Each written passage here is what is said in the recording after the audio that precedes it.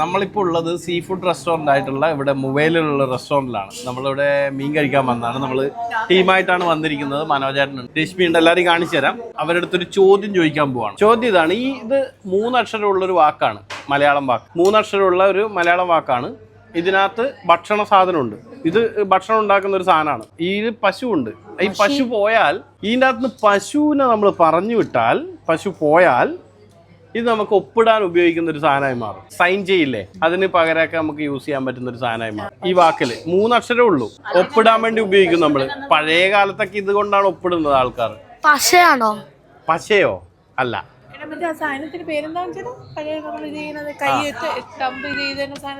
എന്താ അതിന്റെ പേര്? ഉത്തരത്തിനോട് അടുത്തെത്തി.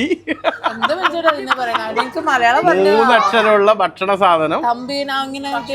ഭക്ഷണ സാധനമാണ്.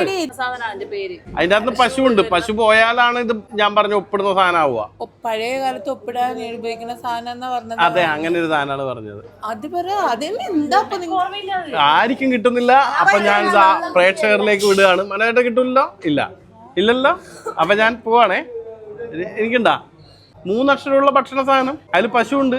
പശു പോയാൽ ഒപ്പിടുന്ന സംഭവമാണ്. പണ്ടൊക്കെ ഒപ്പിടുന്ന അങ്ങനെയാണ്. എന്തോന്നടേ നിങ്ങള്? ഭയങ്കര മോശം. അപ്പൊ ഇല്ല.